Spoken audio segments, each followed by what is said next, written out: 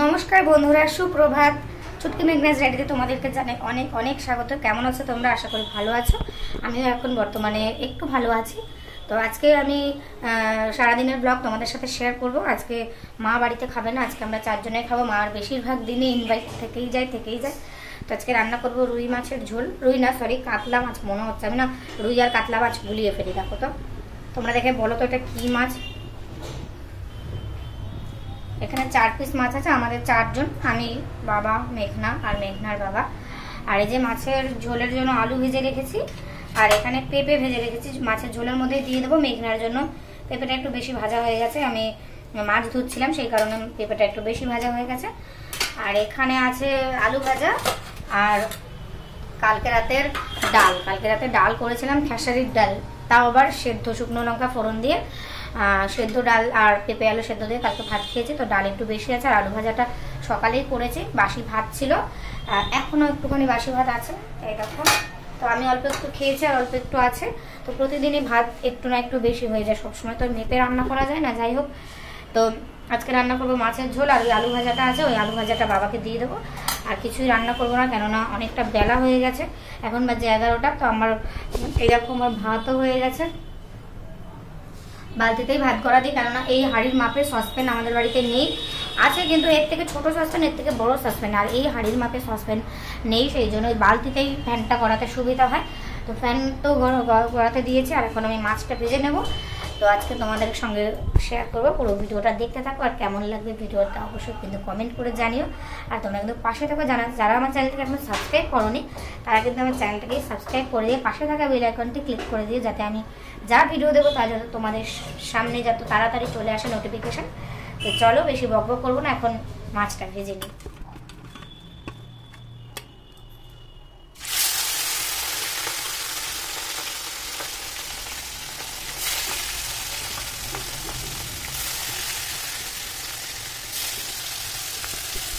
তো ফ্রেন্ডস, আমি রান্নাটা আগে সেরে নিয়েছি বাসি বিছানা রেখেই, কেননা একটু দেরি হয়ে গেছিলো উঠতে। তো এখন আমি বিছানাটা গুছিয়ে নিচ্ছি। বিছানাটা গুছিয়ে টুছিয়ে নিয়ে ঘর দুয়ার ঝাড় দিয়ে ঘর দুয়ার মুছবো। তো বাড়িতে যেহেতু মা নেই, সবটাই একা করতে হবে। তো জামা কাপড় কাচা, ঘর মোছা, তারপরে বিছানা গুছানো, ঘর ঝাড় দেওয়া সবটা করে নিয়ে তারপর আমি তোমাদের সঙ্গে আবার দেখা হচ্ছে। তো ফ্রেন্ডস দেখো, এখন আমি এই যে বিছানা টিছানা গুছিয়ে নিয়েছি, আর এই ঘর দুয়ারও ঝাড় টাড় দিয়ে নিয়েছি। তো এখন আমি ঘরটা মুছে নেবো। আর এই দেখো, আমার ফটোটা বের করে মেঘনা খেলা করছিল। এই ফটোটা তোমাদের দাদা ভাইয়ের সাথে দেখা হওয়ার মানে পরিচয় হওয়ার ঠিক 5-6 দিন আগে আমার ভাগ্নির বিয়েতে, মানে দিদির মেয়ের বিয়েতে। বলো বলো, কি বললে বলো, কি এতক্ষণ কি বললে? অনেক কপাল করে এরকম বউ পেয়েছি আমি গো। কোন কপাল করে? এই কপালটা? হুম এই কপালটা? হুম তাই? তোমার বোধহয় দেখাই যাচ্ছে না। দেখা যাবে না। লুকিয়ে লুকিয়ে বলছো তো? কোথায় লুকিয়ে লুকিয়ে বলবো? তাহলে এই যে এখন সন্ধ্যের পর আর ভিডিও করতে পারিনি, কেননা ছাদে জামা প্যান্ট মেলেছিলাম, জামা প্যান্ট তুলতে গেছিলাম, তারপরে যা হবে তাই খাবো, মেঘনাকে খাওয়ানো। তো এখন বাজছে যা হবে তাই 8টা। হ্যাঁ, এখন মেঘনাকে রাতের খাবার বানিয়ে খাওয়াবো।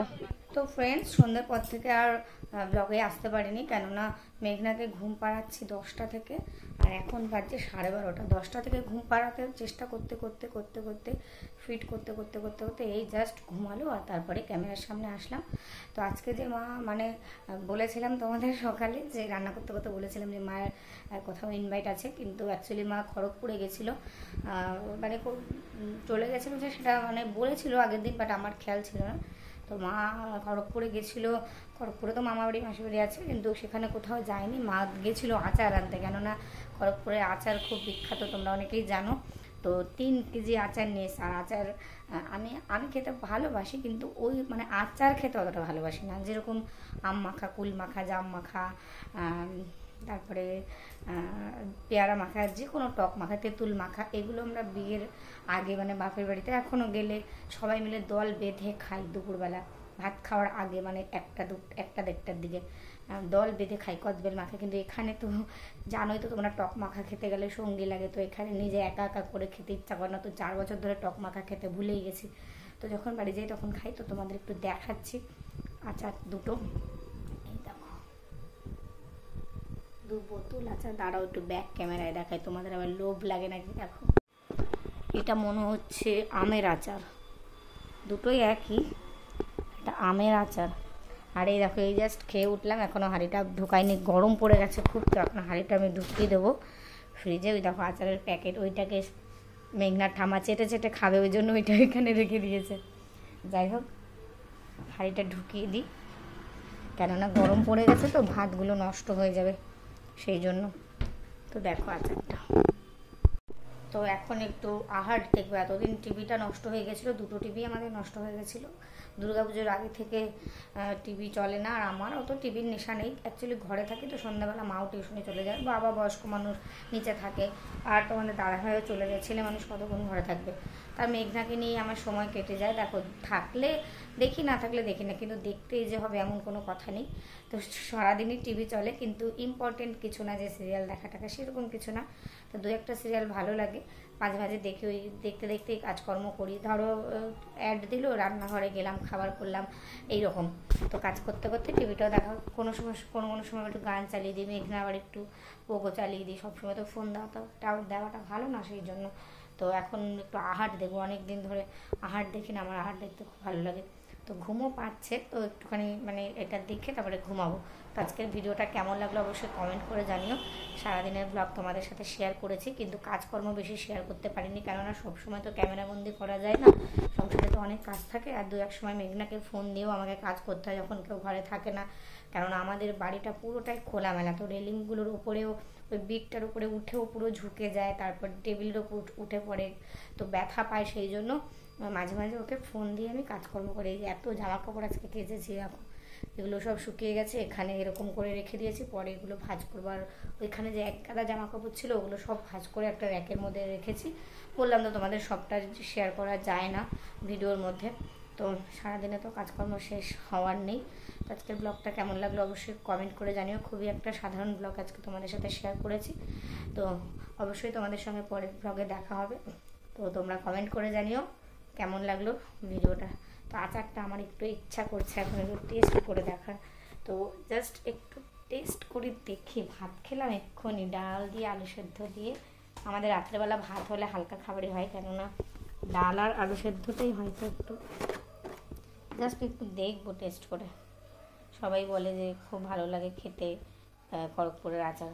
তো এই যে এইটুকুনি।